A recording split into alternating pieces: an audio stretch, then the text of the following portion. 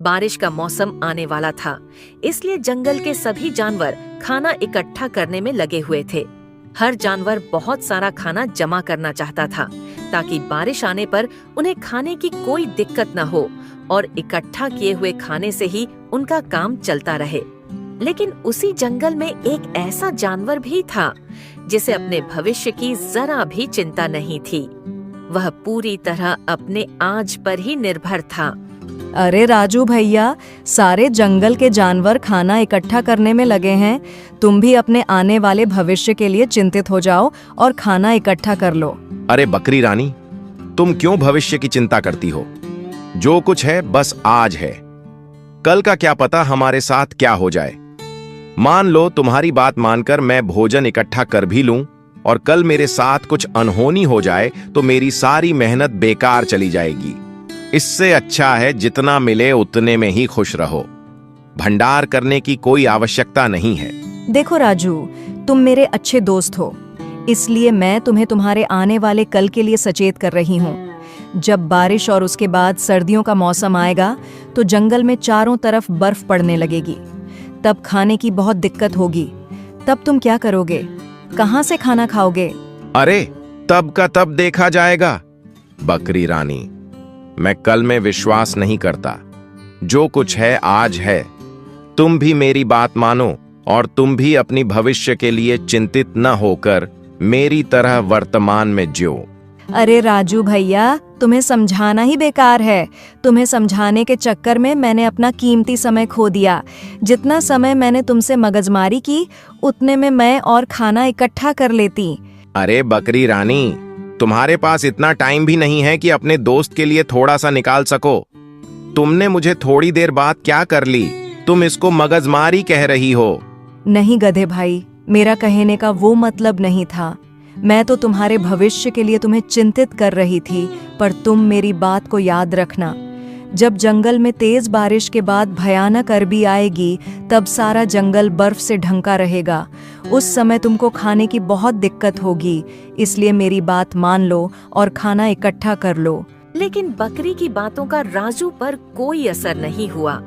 बकरी ने उसको समझना छोड़ दिया और वहाँ से चली गई।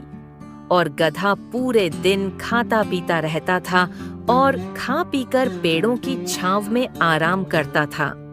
उसे न कल की चिंता थी न आने वाले मौसम की। अरे यार, इन जानवरों को यूं गधे की तरह मेहनत करते देखकर मुझे बहुत हंसी आ रही है।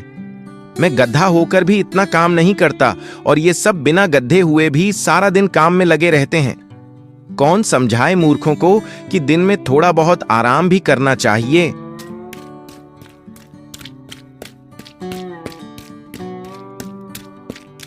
अरे हाथी भाई, बोझा ढोना तो हमारा काम है, पर तुम काहे इतना लादे फिर रहे हो? यह बोझा नहीं है मेरे दोस्त, यह घर की जिम्मेदारी है जो तुम नहीं समझोगे। फिर भी मैं तुम्हें बता देता हूं कि मैं बारिश से बचने के लिए खाना इकट्ठा कर रहा हूं, क्योंकि बारिश में पूरे जंगल में पानी भर जाएगा और कहीं खाना नहीं मिलेगा। इसीलिए मैं अपने कल के लिए चिंतित हूं और खाना इकट्ठा कर रहा हूं। इतना कहकर हाथी वहाँ से चला गया और गधा फिर से बड़बड़ाने लगा। अरे यार, इन जानवरों को पता नहीं क्या हो गया है, जिसे देखो काम में लगा पड़ा है। अरे यार, मुझे कोई एक जानवर मिल जाए जो मेरे साथ काली पहाड़ी तक चल सके। बहुत दिन हो गए वहां पर घूम कर आए। तभी गधे की नजर आलसी भालू पर पड़ती है। फिर गधा भालू की ओर दौड़कर जाता है। अरे आलसी भालू, तुम ये क्या कर रहे हो? सारा दिन पेड़ की छांव में आराम करते रहते हो तुम, और सारा दिन सोते रहते हो, जहां एक तरफ जंगल के सारे जानवर खाना इकट्ठा करने में लगे हुए हैं और तुमने आने वाले कल के लिए एक टाइम का खाना भी इकट्ठा नहीं किया है, और मुझको आलसी बताते हो। तुमको थोड़ी सी भी शर्म नहीं आती है। मैं आलसी होकर भी अपने भविष्य के लिए चिंतित हूँ और तुम गधा होकर भी खाना इकट्ठा नहीं कर सकते। बारिश बस 2-4 दिनों में आने वाली है। तुम यह बताओ, यहाँ मेरे पास किस काम के लिए आए हो? मैं आया तो था किसी खास काम के लिए तुम्हारे पास, लेकिन तुम इतने व्यस्त हो कि मैं तुमको अब बता भी नहीं सकता हूँ। हाँ, कोई बात नहीं है, तुम काम बताओ, शायद मैं उसके लिए वक्त निकाल सकूं। वो मैं ये बोल रहा था कि क्यों ना आज हम काली पहाड़ी पर घूमने के लिए चले। मैंने सुना था कि गधे काफी मेहनती होते हैं, लेकिन तुम्हारी बातों से अब मुझे साफ लग रहा है कि गधे बेवकूफ भी होते हैं। बारिश का मौसम बस 2-4 दिनों में आने वाला है और तुम खाना इकट्ठा करने की वजह मौज मस्ती करना चाहते हो। मेरी बात मानो, तुम राजू खाना इकट्ठा कर लो। अरे यार, ये आलसी भालू कब से मेहनती हो गया। मैंने तो उसको कभी काम करते हुए नहीं देखा।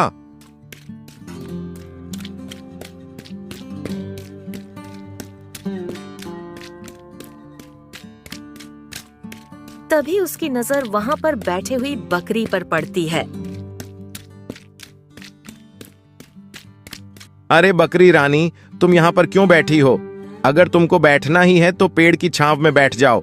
नहीं राजू भैया, मैं बैठी नहीं हूँ, बल्कि मेरे पेट में बहुत तेज दर्द हो रहा है, जिसकी वजह से मुझ पर चला नहीं जा रहा है और मेरे पास यह खाने का सामान भी है।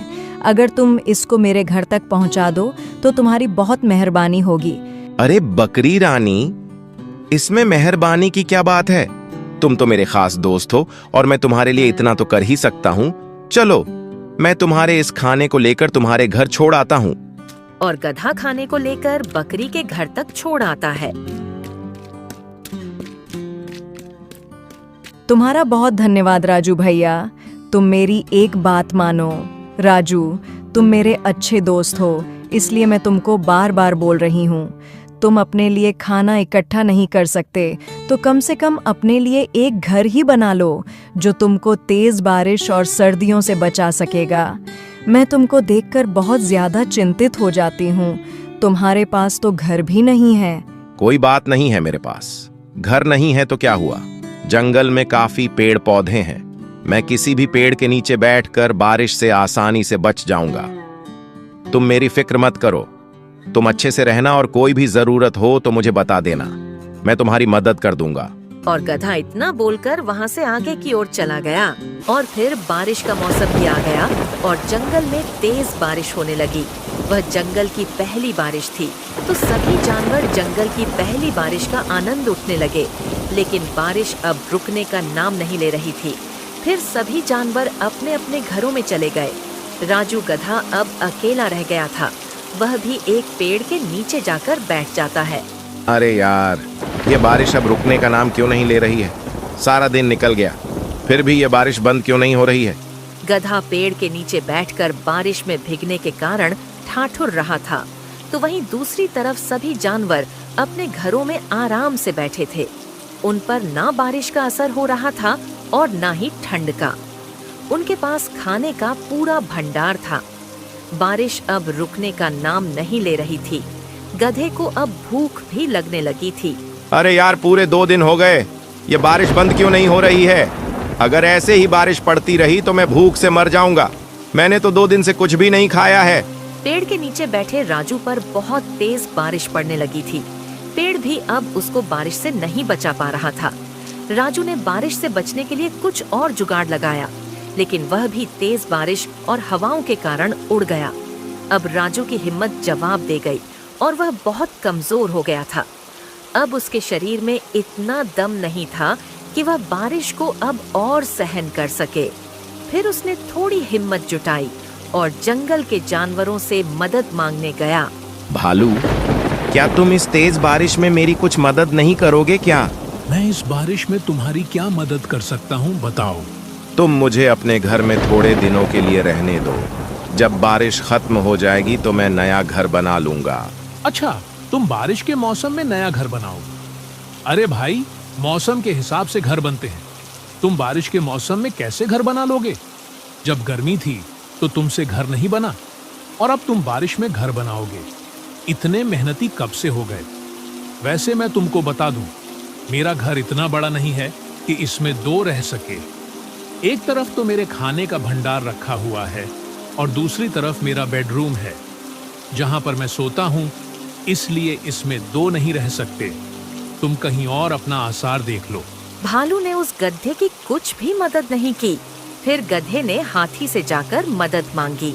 अरे हाथी भाई, तुम मेरी बात ध्यान से सुनो। मुझे बहुत तेज सर्दी लग रही है। तुम मुझको अपने घर के अंदर रहने दो और मुझको थोड़ा खाना भी खिला देना। मैंने 3 दिनों से कुछ भी नहीं खाया है।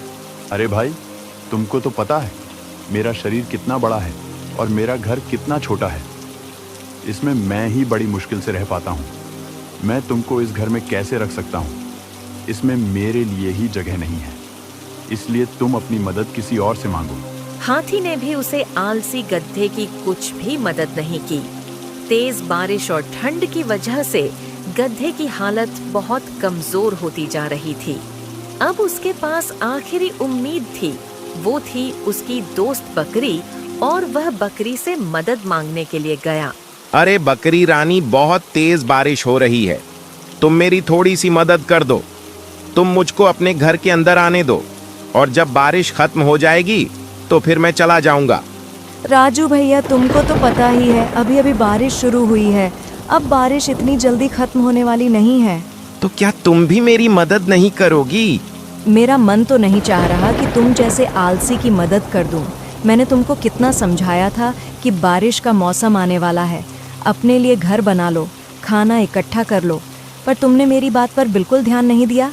तुम मेरे अच्छे दोस्त हो, इसलिए मदद कर देती हूँ। आ जाओ, मेरे घर में बहुत जगह है और खाने का बहुत भंडार भी है। बकरी ने राजू को अपने घर के अंदर बुला लिया। अब राजू को थोड़ा अच्छा लग रहा था और उसको ठंड भी कम लग रही थी, क्योंकि बकरी का घर अंदर से गर्म था। राजू भैया, मैं तुमको अच्छे से जानती हूँ। तुम मेरे पास तभी आते हो जब तुम्हारी कोई भी जानवर मदद नहीं करते। क्या इस तेज बारिश में तुम्हारी किसी भी जानवर ने मदद नहीं की? नहीं, मैंने जंगल के सभी जानवर से मदद मांगी, लेकिन किसी ने मेरी मदद नहीं की। और अब मुझे समझ आ गया है कि तब वह काम कर रहे थे तो मैं आराम कर रहा था। उन्होंने बड़ी मेहनत से अपना घर बनाया और खाना इकट्ठा किया, और मैं अपने आलसीपन में रहा। इसलिए उन्होंने जो मेरे साथ किया वह बिल्कुल सही किया।